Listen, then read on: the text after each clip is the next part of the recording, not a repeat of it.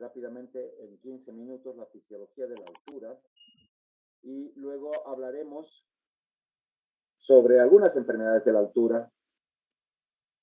La primera evidencia escrita fue 37 años antes de Cristo, cuando un oficial chino describió en sus tropas ya justamente que había una gran cefalea, un gran dolor de cabeza, ¿ya? Y tenían grandes y pequeños dolores de cabeza en las montañas. Así se describió aquella, digamos, inicial descripción de las enfermedades de la altura. Durante la conquista de América, el padre José de Acosta, fíjense ustedes, 1536, mencionó que lo sutil del aire que enferma a hombres y animales, ya empezó a escribir esto. En 1962, India perdió a muchos más soldados por enfermedad de altitud en una guerra entre China e India, ¿ya? Por estar a 5.000 metros más o menos de altitud y la 15% tuvieron enfermedad aguda de altitud. Edema agudo pulmonar, básicamente. Estas son primeras descripciones de la importancia de la elevada altitud. 35 millones de personas en América Latina viven en altitudes por encima de 2.500 metros, que es la nuestra. 80 millones en Asia. Prevalencia de enfermedades crónicas en la altura e hipertensión pulmonar por altitud es de 5 a 10%. Es importante conocerla porque tenemos, si bien no vivimos en altitudes mayores a la nuestra, hay pacientes que son referidos de emergencia por Uyuni, por ejemplo, que han hecho edema agudo pulmonar y muchos médicos no saben cómo manejarlo. Yo lo viví el año pasado en un paciente que llegó a una emergencia de una clínica que no sabían qué era en realidad lo que le pasaba. Obviamente pensaron en COVID y no pensaron en edema agudo pulmonar por altitud. Ustedes saben que el deporte se ha globalizado, universalizado. El lema de la Federación Internacional de Fútbol Asociado es de se juega donde se vive. Han habido muchas, digamos, sugerencias para que no se juegue en La Paz el campeonato de la eliminatoria de los mundiales, pero bueno, al final de cuentas ha habido un comité de defensa que sí ha sabido, digamos, refrendar un poco lo que se quería hacer. Y debo mencionar que lamentablemente ya ha habido desde esa fecha, que bueno, pasan más de, creo, 10 a 15 años, a la fecha ya ha habido un muerto durante una actividad deportiva en el Alto. Un árbitro de fútbol falleció durante un partido en la ciudad del Alto.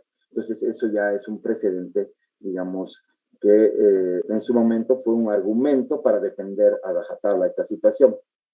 Pero hay que ver, ¿no?, qué es lo que pasa con lo que es fisiología de la altura, fisiología del deporte en la altura, que es otra cosa. Y es importante recalcar lo que ya habíamos hablado sobre la masa de gas que cubre toda la superficie de la Tierra, la atmósfera, más o menos 10.000 kilómetros de su espesor, 80% de su masa está en los primeros 15 kilómetros, de aquí a 15 kilómetros arriba, cuya composición no es oxígeno. Ustedes tienen que saber, es nitrógeno. El oxígeno no corresponde más que al casi 21%, 20.999%. Otros gases, entre comillas, despreciables, pongo despreciables, dióxido de carbono, helio, neón, argón, y obviamente lo que hemos hablado siempre, todo lo que es los contaminantes. Eso está en la atmósfera. Y esto es importante saberlo y lo volvemos a poner, de que la concentración de oxígeno en cualquier altitud va a ser siempre 21%, dependiendo estas concentraciones, digamos, de nada, es decir, no tiene nada que ver, digamos, la temperatura, la altura, la presión, etc. Son generalmente constantes. Y vemos dentro de lo que llamamos cadena respiratoria, y lo volveremos a ver el lunes, el centro respiratorio, el drag central, las vías aferentes, hacia dónde, hacia el tórax, ¿no?, muscular, óseo, y los pulmones, incluida la pleura, incluye en la cadena respiratoria la circulación sanguínea e incluye, obviamente, los tejidos, con la difusión hacia los tejidos. Básicamente tiene que entrar a la mitocondria el oxígeno. Entonces, vemos esta cadena de presiones que van bajando, también escalera de presiones, desde la presión, digamos, barométrica de oxígeno, que incide en la presión inspiratoria de oxígeno. Una cosa es la presión inspiratoria y otra es la expiratoria de oxígeno. Llegamos a bajar siempre en degradé a la presión del alveolo. La presión del alveolo difunde la presión arteriolar capilar pulmonar, el llamado A-A o gradiente alveolo arterial se da aquí justamente. Y hay una presión capilar de oxígeno, hasta llegar a la presión mitocondrial. Entonces, de aproximadamente más de 150 milímetros de mercurio, tiene que llegar a menos de 1 milímetro de mercurio. El aire atmosférico es seco, el aire traqueal, el aire expirado, tiene algo de humedad, aire del alveolo, aire o oxígeno, perdón, de la arteria, capilar y mitocondrias. El gradiente alveolo arterial es este y casi siempre tiene que ser de 10 a 15 milímetros de mercurio, porque difunde el oxígeno a través de la membrana alveolo capilar por diferencia de presión. No hay transportadores, no hay mecanismos osmóticos, solamente es difusión por aumento o degradé o diferencia de presiones arteriales de 10 a 15 milímetros de mercurio. Y como siempre les trato de explicar en los alumnos de práctica, un tiempo de tránsito del eritrocito sobre esta unidad alveolo capilar implica digamos, un cuarto del tiempo de tránsito capilar, suficiente para que ya difunda la mayor cantidad de oxígeno por esta diferencia de presiones. Hay situaciones donde esta diferencia alveolo arterial van a estar incrementadas. Y una de las más importantes es justamente el engrosamiento del intersticio que está en las membranas basales del endotelio y del epitelio del neumocito tipo 1, como ya habíamos hablado antes, y que en intersticiopatía decíamos que la membrana alveolo capilar tiene que tener un espesor de 0,5 de micras. Cualquier incremento, cualquier alteración en la estructura de las membranas basales, la lámina reticular sobre todo, hará de que aumente este espesor y hará de que haya, digamos, diferencia alveolo capilar incrementada de oxígeno, hipoxemias por alteración de la difusión de oxígeno. Es importante recalcar esto que llamamos ecuación del gas alveolar, donde tienen que ver el oxígeno que llega al capilar o al alveolo con la siguiente ecuación. La presión arterial es diferente a la presión alveolar. La presión alveolar en A mayúscula tiene una forma de calcular, que es esta. Presión barométrica de la atmósfera, ya, a nivel donde uno se encuentre, menos la presión de vapor de agua que ingresa a la vía respiratoria, tráquea, que se estima que es 47%, por la fracción inspirada de oxígeno que estamos respirando. ¿Cuál va a ser? Va a ser siempre 21% según la altitud. Pero si tú le das un oxígeno suplementario por puntas nasales, por mascarilla nasal, por mascarilla con bolsa reservorio, con sistemas de cánula nasal de alto flujo, que han estado ahora implementadas grandemente con el distrés por la pandemia, por la neumonía por la pandemia, quiero decir, esos son fracciones adicionales al 21% y tendrá uno que añadir o ponerla ahí en este acápite. Todo esto se resta menos la presión arterial de dióxido de carbono, medida por gasometría, que lo hablaremos el próximo día lunes, sobre el cociente respiratorio que viene de la producción y eliminación del dióxido de carbono, que tenemos habitualmente una constante en situaciones normales de 0.86. Presión barométrica. Entonces es importante que veamos esta situación de la presión barométrica, que esto es lo que realmente se altera en las altitudes. Porque a mayor altitud, menor presión barométrica. Paso a describir algo. Desde la antigüedad se conocen los efectos deleterios de la altura. Otro punto, digamos, de tipo recordatorio histórico, Marco Polo en el viaje al Tíbet hace 25.000 años y ya lo describió, está en la literatura. Conquistadores de América en los Andes hace 10.000 años también lo describieron, y en el siglo XIX Paul Bert empezó a estudiar los efectos de la altura y advirtió los efectos perjudiciales no eran por la disminución de la concentración de oxígeno, sino por la disminución de la presión barométrica. Y este cuadro es muy importante, ya que vemos que a mayor altitud hay menor presión barométrica. Y si vemos que en la ecuación del gas alveolar la presión barométrica es un valor importante para determinar la presión del gas alveolar, claro, vamos a tener hipoxemias llamadas hipováricas. Vemos acá en el Monte Everest, 8.848 metros, cómo, ¿no?, tenemos una presión barométrica bastante disminuida.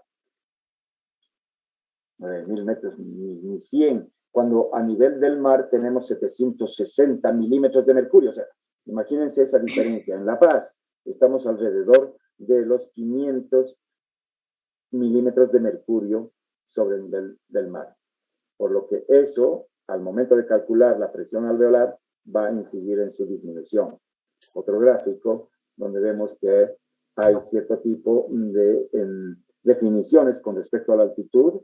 Altura baja se dice 1.000 metros sobre el nivel del mar, mediana altitud hasta 2.000, altura alta, parece redundante, pero es de 2.000 a 5.500, y por encima ya son extremas, ¿no? Entonces nosotros, cuando hablamos de enfermedades, vamos a hablar de altura media y altura alta, digamos, no extrema. Y vamos a ver los efectos que se presentan a diferentes altitudes con la fisiología. Y podemos volver a mencionar, voy a quitar esto. Lo que les decía, a nivel del mar hasta 1.000, baja altitud, altitud moderada, gran altitud o altitud alta, para no ser redundantes. Gran altitud me parece una terminología mejor de la literatura médica, y por encima de 5.000, altitud extrema. Por encima de la punta del Everest es invivible, no hay situaciones que puedan ser compatibles con la vida humana. Áreas con elevada altitud, y vemos acá en este mapa donde aquí tenemos algunas montañas, Colorado, por ejemplo, y un poco más allá, hacia la zona de Canadá, las alturas del Monte Rainier, Denali, que es en realidad una cadena montañosa, y hacia Sudamérica vemos que está los Andes, ¿no?, la cordillera de los Andes, y su altitud puede ir hasta mucho. Aquí está rangeando entre 3.500, 4.250 metros aproximadamente. Hay otras zonas que son muy altas, y ustedes ya la conocen, como el del Himalaya, que tiene 5.900 metros sobre el nivel del mar. Es importante mencionar que a partir ya de los 1.500 empiezan a haber cambios fisiológicos. ¿Qué cambios fisiológicos? Empieza a haber esto, ¿no? La presión barométrica es mayor y obviamente va a haber menor presión alveolar y puede haber hipoxemia, se llama hipovárica. Y tenemos la presión barométrica a nivel del mar 740, con la presión de inspiración de oxígeno de 149 a casi 150.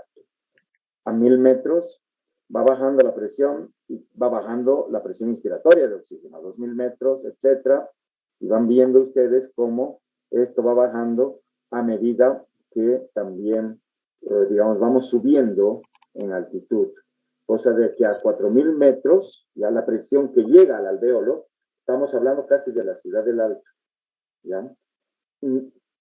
475 milímetros de mercurio, presión barométrica, y una presión, digamos, inspiratoria de 90 milímetros de mercurio. ¿Es menor? Claro que sí es menor. ¿Por qué quiero hablar de esta charla? Porque me he encontrado con gente muy obtusa, ¿no? Que vive o defiende el deporte a gran altitud, a rajatabla, como si fuera algo inventado. No, no es inventado. Existe esto y hay que tomar los recaudos respectivos, ¿no?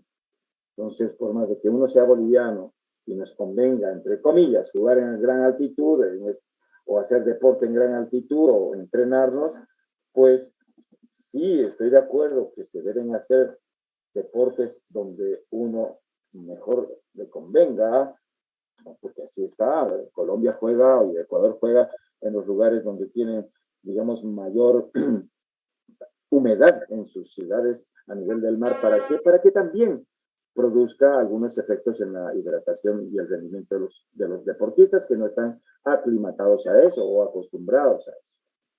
Pero es importante ver justamente esto, la altitud y la diferencia de milímetros de mercurio con respecto al nivel del mar. Y Cochabamba, que está más o menos como Bogotá, tenemos una presión barométrica de 560 milímetros de mercurio. La Paz, 3000 metros, aproximadamente 520 milímetros de mercurio de presión barométrica, que incide en no 150 de PiO2 o PaO2, sino en casi 50 milímetros menos de presión arterial de oxígeno en el alvéolo que está ingresando a los pulmones de un sujeto que está en La Paz, por ejemplo. La composición del gas alveolar, ya se los vuelvo a poner, es diferente, y vemos en Cochabamba como en vez de ser 159 está un poco más, casi 120 la presión de aire del aire, y en el alveolo baja a 72. Y el A minúscula es la que sacamos de la gasometría arterial, picando la arteria. ¿Podemos interpolar la saturometría de oxígeno con la presión arterial de oxígeno? Claro que sí. Y vamos a ver una relación de la curva de disociación de oxihemoglobina, que esa S itálica tiene una correlación con el oxígeno transportado por la hemoglobina, que se puede medir sin invadir al paciente, entre comillas. Con una gasometría se puede medir con los pulsioxímetros y tiene una estricta correlación con la presión disuelta en el plasma, que es la presión arterial de oxígeno, que no corresponde más del 1%. Ese 1% es medido por esta agujita que ustedes la ven en la arteria radial, y es la presión arterial de oxígeno, que tiene mucha correlación con la saturación en condiciones de temperatura normal, concentración de 2,3 diposoglicerato, que lo hablaremos el día lunes, normal, en condiciones de pH normal, sin acidosis ni alcalosis metabólica. Entonces, la presión, que se ha hecho un cálculo por el doctor Patino en Colombia, y extrapolamos nosotros estudios en Bogotá, que es símil Cochabamba, La Paz, podemos decir, aquí también hay algunos estudios, pero es en sujetos reducidos. Son un grupo pequeño que ha hecho el doctor Alfredo Maldonado. Que podemos decir que acá en Cochabamba tenemos una presión arterial de oxígeno de 62, normal, y en La Paz 57. Y una de dióxido de carbono de 35 en Cochabamba, y en La Paz más bajo, 34. O sea, tenemos tendencia a ser más hipocápnicos y más hipoxémicos. Vamos a ver nosotros compensando. Los valores de gasometría para las diferentes altitudes, podemos decir que están en este gráfico, que ya les mencioné. Esta es la curva de disociación de la oxihemoglobina, tan importante para poder entender, ¿no es así?, cómo una medición de oximetría de pulso corresponde estrictamente a una medición de gasometría arterial y monitoreando la saturación inferimos de que estamos normales con la presión de oxígeno disuelta en el plasma. Como transportamos a través de la hemoglobina, podemos hacer en este gráfico de fisiología esta S itálica que corresponde a un punto muy importante que es el punto que es 90% de saturación de oxígeno, sobre todo en nuestro medio, corresponden a 60 milímetros de mercurio. 60 que para nosotros es normal, 62, ¿no? 62, 65. Y sabemos que por debajo de 62 milímetros en la gasometría arterial, en la presión arterial de oxígeno, estaremos hipoxémicos, ¿ya? Y eso va a corresponder por esta zona de S itálica, ese punto de inflexión en el eje de las ordenadas a 90% de saturación. Caídas por debajo, perdón, del 90% van a corresponder a hipoxemias en condiciones de alteraciones o no alteraciones del pH, temperatura y 2,3-difosfoglicerato que hacen que se desvíe a la derecha o, en el caso contrario, disminuciones del pH, del 2,3 y de la temperatura hacia la izquierda. ¿Cuáles son las respuestas a la altura? Las respuestas a la altura son un periodo de aclimatación, hay que diferenciarla de la adaptación o ajuste y de la adaptación evolutiva genética de los hombres nativos de la altura, que por años se han adaptado, años, centenares de años, se han adaptado genéticamente a vivir en altitudes extremas. Por ejemplo, el Himalaya, por ejemplo, el lago Titicaca, pues más arriba incluso. Entonces depende de la altura. Cuando uno llega a una ciudad, tienes que tener un tiempo de adaptación para 2.300 metros de 2 semanas aproximadamente, según la literatura. Una semana por cada 600 metros es el periodo estimado de aclimatación. ¿Qué es aclimatación? La aclimatación son cambios fenotípicos, no genotípicos, fenotípicos que se desarrollan inmediatamente al momento de llegar a la altura. Y yo no estoy en clase con ustedes, pero les pregunto, cuando llegan a La Paz, no todos, pero una gran parte de la gente que vive en Cochabamba y en altitudes más bajas, Santa Cruz, lo primero que uno siente, ¿qué es? Bueno, que necesita respirar más rápido. Desde que llegas al aeropuerto, si fuiste por avión, empiezas a respirar más rápido y te cansas más. Entonces empiezas a hiperventilar. Ese es el primer mecanismo que empiezas a desarrollar. Y obviamente algunos empiezan a tener, si no tienen esta adecuada aclimatación inicial, dolor de cabeza. Estos son reversibles, por si acaso, la clonización es reversible. Incluye en reposo la hiperventilación, el aumento del gasto cardíaco, se pierde un volumen plasmático, aumenta el 2,3-difosfoglicerato en los eritrocitos y después de 5 días, aproximadamente de 3 a 5 días, ¿ya?, más en las 2 primeras semanas, empieza a producirse un estímulo en la producción de eritropoyetina de glóbulos rojos, ¿verdad? Empieza a haber una masa eritrocitaria incrementada llamada poliglobulia, empieza a aumentar el hematocrit. Eso es lo que pasa en el periodo de aclimatación a la altura. ¿Qué es adaptación? Adaptación es el desarrollo de ciertos mecanismos fisiológicos que capacitan a las personas expuestas por largo tiempo a la hipoxia para llevar una vida cercana a la normal. Es aquella persona que tiene que vivir más de 1 año o 2 años en la altura. Todavía son reversibles. ¿Qué significa? Que cuando baja a una altitud más baja, esto va a cambiar. Este periodo de adaptación incluye la poliglobulia que se empieza a dar en este tiempo de 2 a 3 días y es progresivo a lo largo de las demás semanas, más en las 2 primeras semanas y luego disminuye. Aumenta la capacidad de difusión de oxígeno a nivel de la membrana alveolo capilar, pese, ¿no? ¿Esto por qué? Porque hay mayor masa eritrocitaria, el organismo piensa, necesito más glóbulos rojos para porque mis células están pidiéndolas, empieza a producir más a través del estímulo de la eritropoyetina más glóbulos rojos. Y eso puede aumentar la capacidad de difusión. Es una de las causas que en el test de difusión de monóxido lo vemos, ¿no? Aumenta la capacidad de difusión. Son como mecanismos de ajuste. Aumenta la densidad capilar, le digo, pero muchas veces no es suficiente. Aquí podemos ver en esta publicación qué es lo que pasaba entre la aclimatación aguda, crónica, y la adaptación para vivir tiempos prolongados, ¿no es así? Aumenta la frecuencia cardíaca, hiperventila, hay una respuesta ventilatoria del drive central incrementada, concentración de hemoglobina, hematocrito aumentada, densidad capilar, ¿no ve?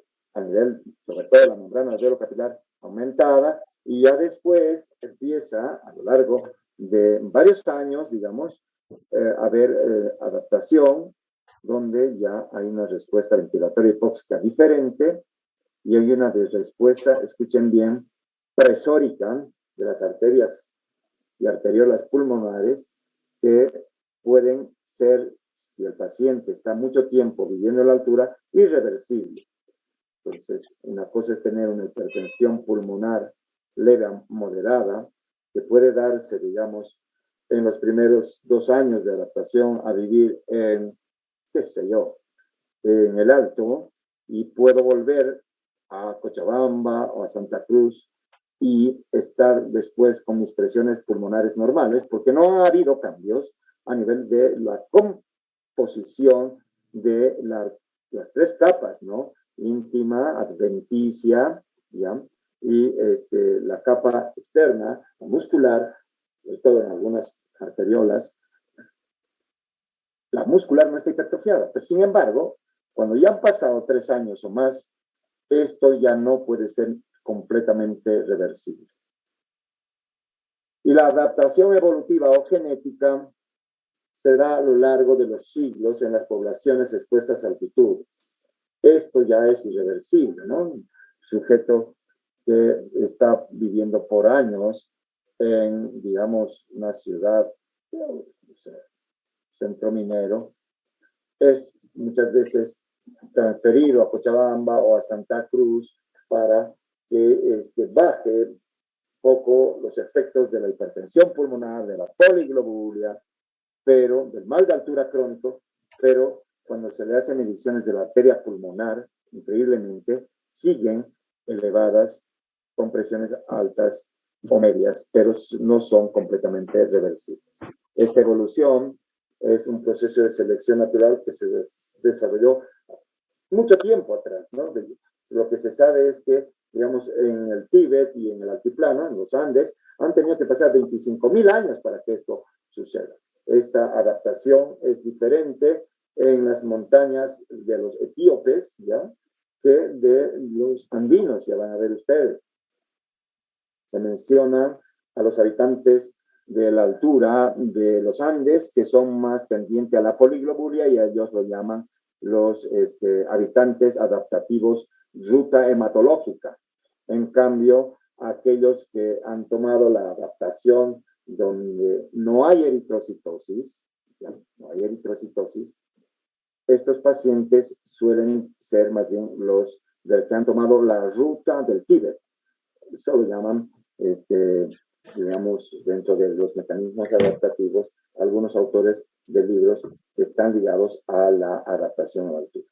100 genes especiales que le permiten adaptar este proceso, haciendo que, digamos, uno pueda estar a niveles tan altos que sería, digamos, imposible para otras personas. Esto sobre todo en los habitantes del Tíbet que ni siquiera desarrollan, escuchen bien, ni siquiera están hipoxémicos, pero no hay poliglobulia. Es rarísimo esa situación. Podemos ver un habitante del lago Titicaca. Las consecuencias de vivir en alta altitud, hipoxia hipovárica. Entonces, no me vean con estupideces, queridos alumnos, donde las cuales en algún momento me puse a comentar con, bueno, uno quiere en mi característica, en nuestra característica de querer abrir la mente de los sujetos, de nuestros sujetos, hace años ya empezamos a tener pensé que la gente tenía una apertura mental, pero hay gente que es muy cerrada, muy obtusa, y me he dado cuenta con la pandemia, y la gente me ha enseñado que cómo es la gente, ¿no? O sea, cómo es la gente realmente. Entonces, que no existe eso, que son inventos, y que, bueno, evidentemente nadie dice que en las confederaciones deportivas puede haber algún tipo de amañamiento, pero por Dios, eso no tiene nada que ver con lo que estamos hablando de fisiología. Y al hablar de fisiología tenemos que hablar de hipoxia hipovárica, si existe. También disminuye la temperatura corporal por cada 1000 metros, 6.5 grados centígrados. El aire seco predispone a enfermedades irritativas del ojo, de la piel, respiratorias, claro que sí, el aire entra más seco, produce deshidratación y se dice que por cada 2000 metros disminuye el 50% aproximadamente del vapor de aire, de agua, perdón, que está entrando a la vía respiratoria y 4000 metros 75%. Tomar en cuenta esto para mantener a un paciente hidratado. Aumenta la radiación ultravioleta, quemaduras solares incrementadas. Por cada 100 metros hasta los 2000 metros aumenta un 2 a 4% la radiación ultravioleta y después aumenta un 1% por cada 100 metros de altitud. Si podemos ver en este gráfico la presión parcial de oxígeno en el eje de las ordenadas con respecto a la altitud. Y que quede bien claro, si hay hipoxemias no es porque baja el oxígeno, sino porque baja la presión barométrica. Se llama hipoxia hipovárica y obviamente también va a bajar la saturación. Bueno, voy a quedar acá porque tengo algunas comunicaciones. Voy a saltarme esto porque realmente creo que sí, me pasa ahora. Yo creo que hasta acá podemos hablar de esta primera parte. Me gustaría que demos 2 minutos de chance para que en los próximos 15 minutos hablemos de las enfermedades de la altura. Por favor, si todo está bien, me avisan, Camil. 2 minutos a partir de ahora para que tome un poco de agua y ustedes también. Bueno, ¿todo está bien? Hola. Gracias. Me dices, Yamil, si el audio está más bajo que los días previos, porque estoy sin micrófono.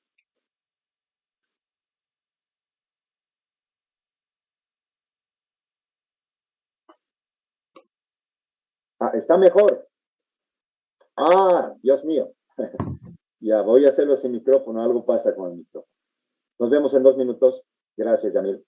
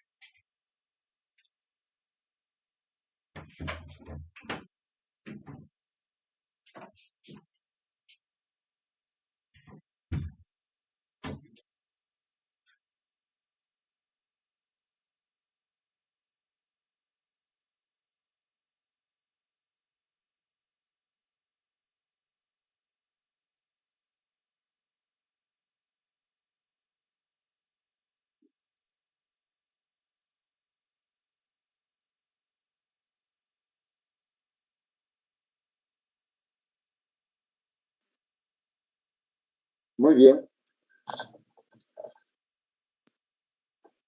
Vamos a continuar con las enfermedades de la altura, con el ascenso o la residencia a grandes alturas.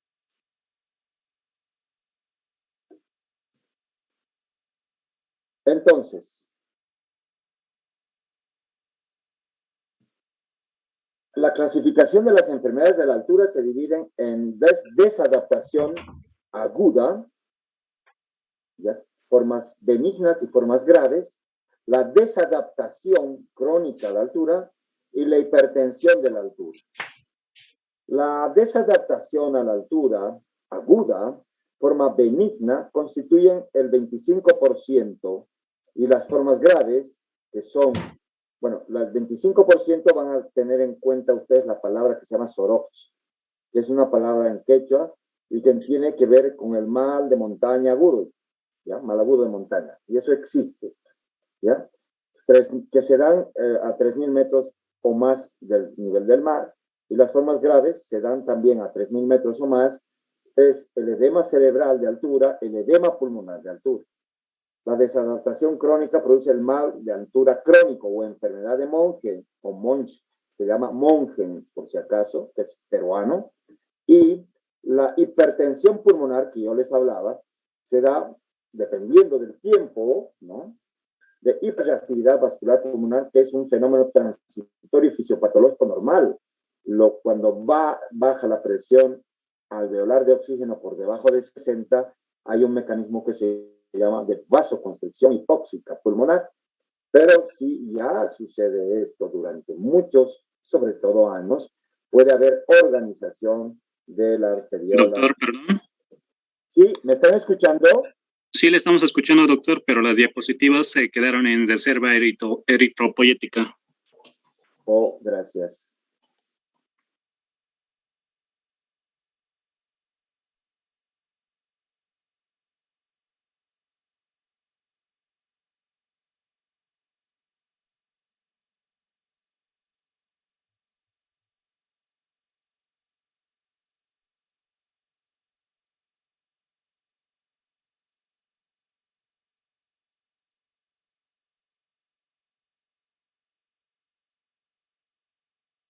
Ahora sí, ¿verdad?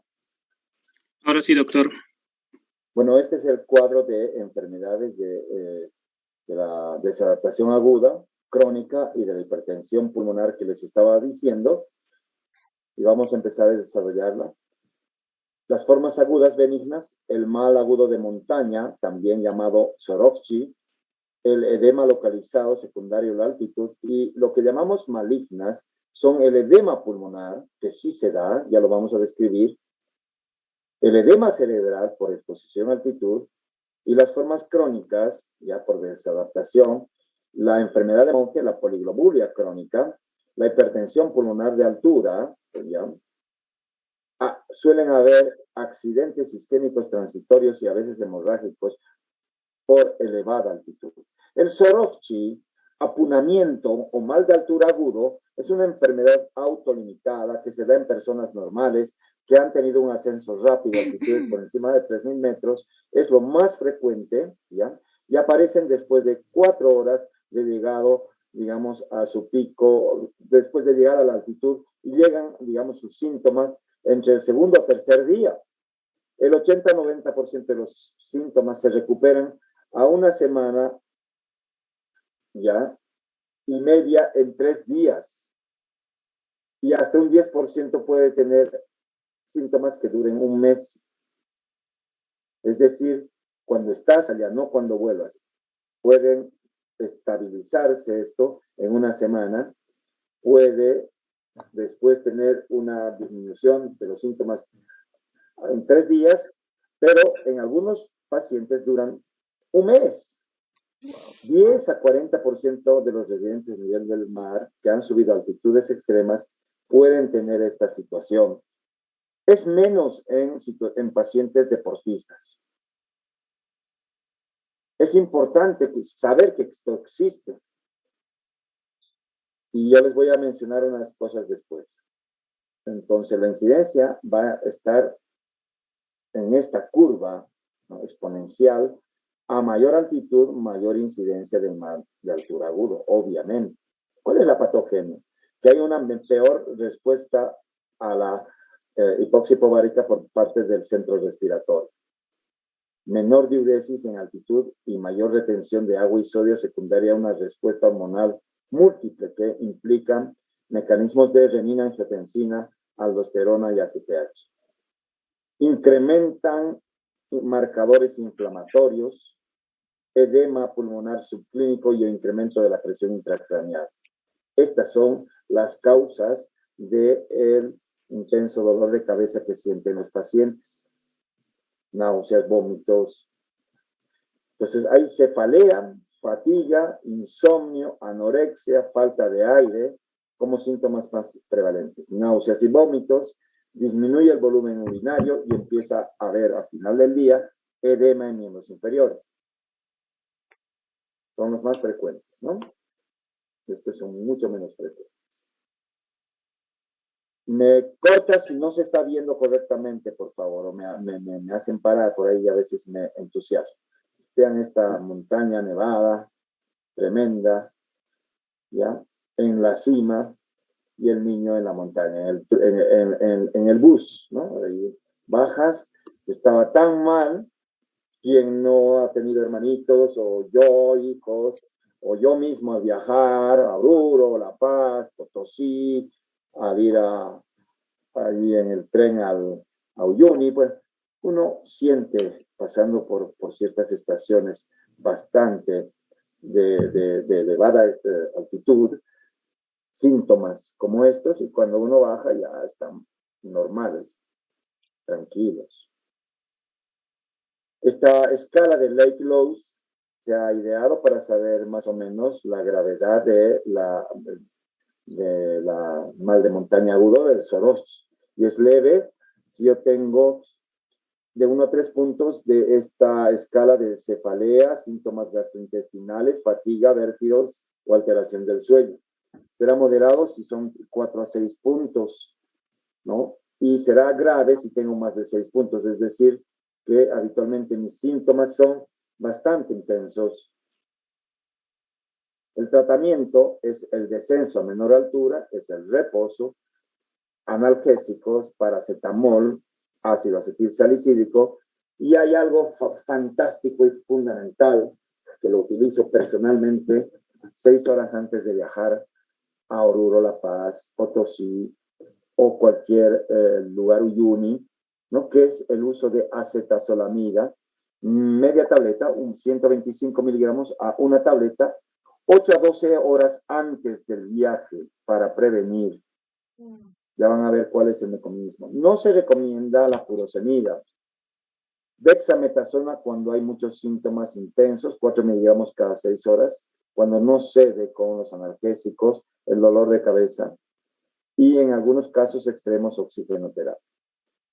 ¿Qué es la acetazolamida? La acetazolamida es un diurético que inhibe la anhidrasa carbónica, induce la excreción de bicarbonato, ¿no? Este diurético de baja potencia va a hacer de que disminuya el CO2 en el centro respiratorio y aumente la ventilación, es decir, el paciente llega ya adaptado con una frecuencia respiratoria aumentada a la ciudad o al lugar donde tiene que estar. Y si se coloca 6, 8 o 12 horas antes, dependiendo el tiempo de viaje que vas a hacerlo, vas a llegar más aclimatado, podríamos decir, o adaptado, bueno, ya, a la ciudad de elevada altitud.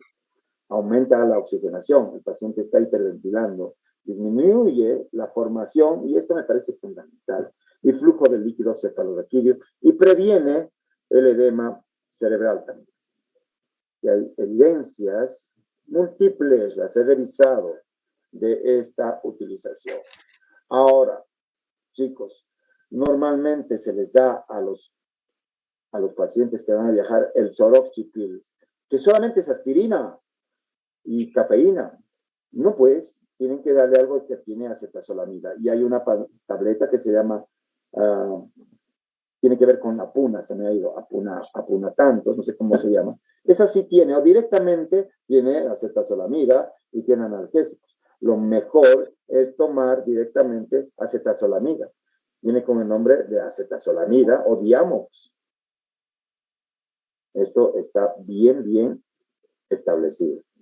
El edema pulmonar de altura, yo he visto varios, recientemente un turista extranjero que vino de Canadá y que fue a Uyuni fin de año.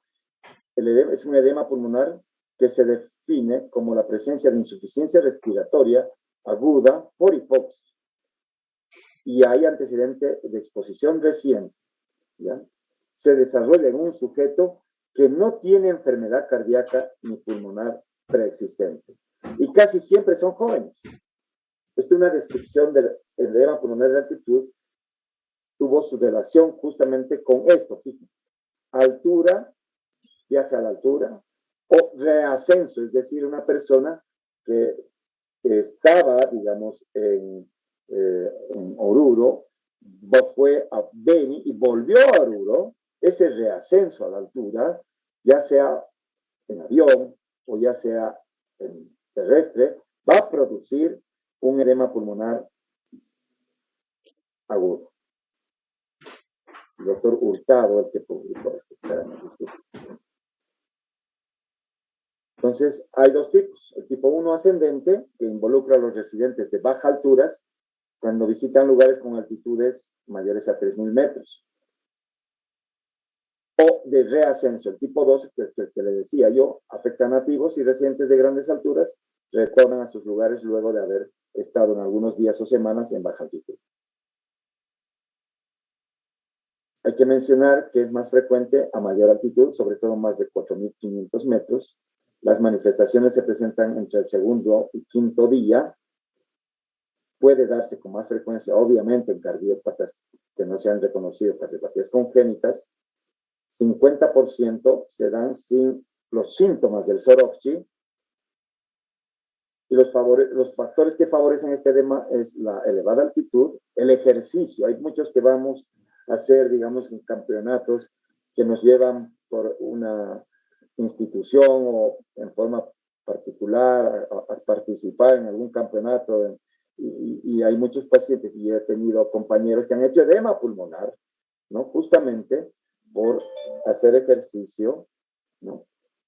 Aparentemente había deshidratación y sin síntomas de Soroxi. Edema que hacía también mucho frío ahí, ¿no? Estos son factores que favorecen y que predisponen.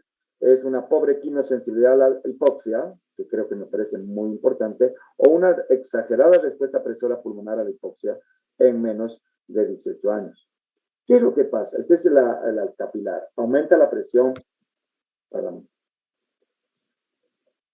aumenta la presión capilar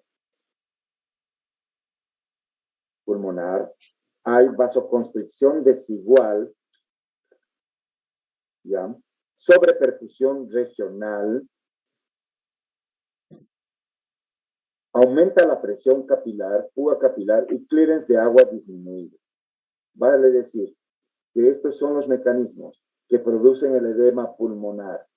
No es solamente fuga capilar, ¿no? O sea, hay aumento de la presión pulmonar por vasoconstricción que se da por hipoxia, ¿no es así? Esto es desigual. Esta vasoconstricción desigual, ¿no? Unos territorios arteriales sí, otros no, van a producir sobreperfusión regional y aumento de la presión capilar, lo cual significa fuga capilar. Y además hay una disminución, ¿ya?, de los mecanismos de clearance de sodio y agua en el espacio alveolar. Todo esto es la causa de las hipoxemias, ¿no? Hipoxemias elevadas. Entonces, aquí se ve que además la hipoxia va a producir que el macrófago, que está como una célula importante de paso, ¿no? En los espacios alveolares, el macrófago alveolar, va a producir también algunos radicales libres de oxígeno, interleuquina 1, factor, escuchen bien, de crecimiento epitelial y necroestimulador alfa, que hacen que se forme un entorno inflamatorio además. Vuelvo a mencionar, esto está muy bonito en una publicación de New England Journal, donde acá se puede dividir el efecto a nivel del cerebro y el edema pulmonar, o sea, el edema cerebral y pulmonar, donde en lo que nos importa, el edema pulmonar, es lo que les mencionaba. Esta respuesta presora, digamos, desigual, sobreperfusión también desigual, focal en algunas áreas y otras, aumento de la presión capilar, fuga capilar y el edema. Además, se lleva ahí el punto que hay una disminución del clearance, no se reabsorbe, de sodio y agua. Además, que se puede ver un incremento de la actividad simpática que hace que haya venoconstricción pulmonar, que facilita la fuga capilar. Por el otro lado, y esto va a producir hipoxemia, en el cerebro hay vasodilatación, ¿ya?, con aumento del volumen y del flujo cerebral, que va a producir sobre todo inadecuada formación de líquido, digamos, líquido cefalorraquídeo. Y también la disminución de flujo en el nivel del cerebro, pues es lo mismo que en el pulmón, es decir, hay una autorregulación alterada, sobreperfusión de algunas áreas, edema que se llama de tipo vasogénico, fuga capilar, también tiene que ver con la mayor producción y menor reabsorción de líquido cefalorraquídeo, y eso está produciendo el edema cerebral de alta altitud.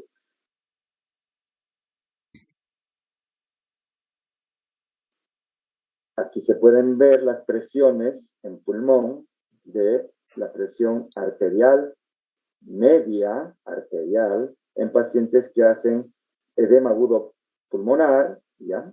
Y ustedes fíjense que la presión media suele estar más alta que en los que no hacen el edema. Hay una vasoconstricción irregular a nivel pulmonar y la presión capilar también aumenta, ¿no?, a diferencia de los que no hacen edema pulmonar y de los sujetos controles. La respuesta, digamos, del drive central también está alterada, está menor, ¿no? Acá se puede ver en los pacientes que hacen edema agudo pulmonar, ya también, sobre todo en los que hacen edema cerebral, comparado con los otros pacientes. Entonces, si uno pregunta a los alumnos o para uno, ¿cuál será la causa de esta situación que es grave? El edema pulmonar y el edema cerebral. En el edema pulmonar hay una alteración de la presión pulmonar con vasoconstricción desigual, y a nivel del cerebro habrá vasodilatación, escuchen bien, vasodilatación con formación de volumen incrementado de líquido cefalorraquídeo y también con flujo alterado a nivel del capilar, que produce, digamos, también edema de tipo vasogénico. Y las presiones son incrementadas en la presión pulmonar y en la presión capilar. ¿Qué clínica tiene el edema pulmonar? No hay, fíjense, síntomas de cefalea, etc. Eso es lo que llama la atención bastante. Estaban bien. Y a veces pueden coexistir hasta, no tanto, pero un 16%, dice acá, edema cerebral y edema pulmonar. Empieza con tos no productiva y empiezan a tener menor tolerancia al esfuerzo. Y la disnea se presenta en forma progresiva, con expectoración rosácea, hemoptoica.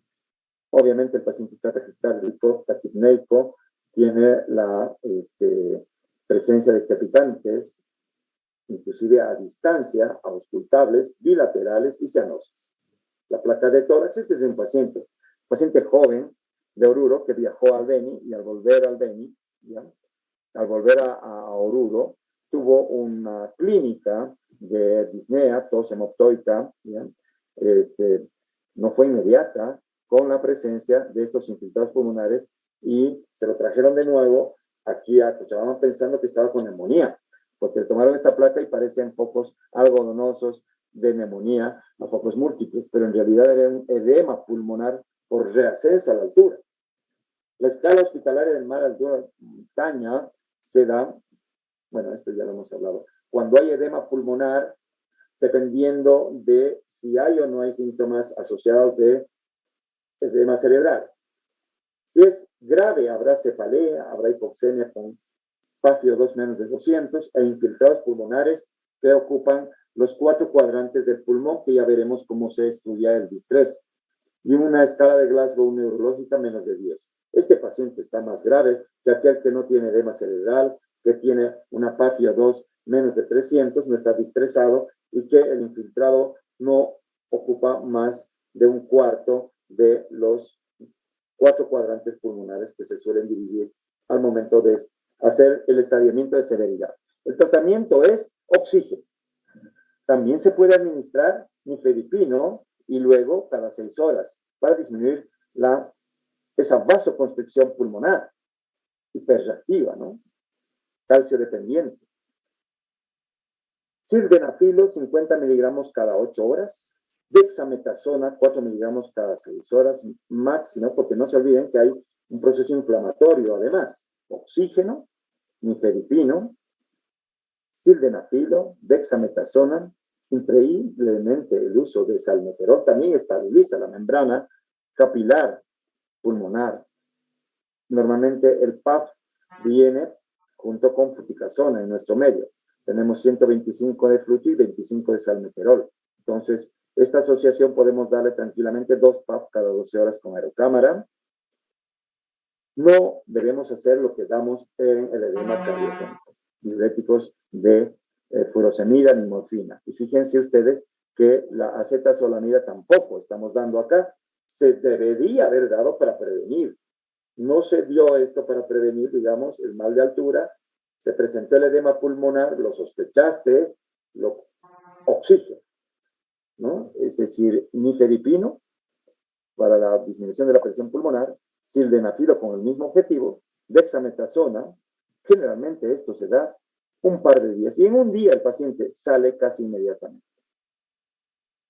Están los pacientes que no mejoran con mal de altura, con edema pulmonar grave, a veces tenemos que utilizar oxigenoterapia o una máscara de BiPAP. El pronóstico, ojo, si no lo haces a tiempo, la mortalidad puede llegar hasta el 30-40%. Ha habido pacientes, turistas que han muerto y debemos estar bien aprendiendo esto que llamamos fisiopatología y tratamientos validados. Circunstancias de aparición del edema de altura se puede dar en la fase de aclimatación, puede darse con descenso y reascenso, ¿me entiendes? Hay 2 tipos de circunstancias en la fase de aclimatación y a grandes alturas, inclusive después de la aclimatación. Hay que definitivamente intentar descender cuando el paciente esté inconsciente, ¿ya? Esto se da sobre todo en los que hacen montañismo. Empieza con cambios de carácter, luego empieza a haber ataxia, trastornos de la conciencia en forma progresiva. Cefalea resistente a los analgésicos, el paciente no puede mantenerse en pie, hay un déficit cognitivo, empieza a ponerse somnoliento, vomita, puede tener una fiebre de origen central con más de 38 grados centígrados. Al final, el paciente muere por un edema cerebral en estado de coma. Y podemos ver cómo también, caramba, tampoco, se ve en la parte del edema en la tomografía, hidrocefalia, con aumento de los diámetros de los ventrículos laterales. También se puede haber visto en la resonancia incremento del cuerpo calloso y sustancia blanca periventricular.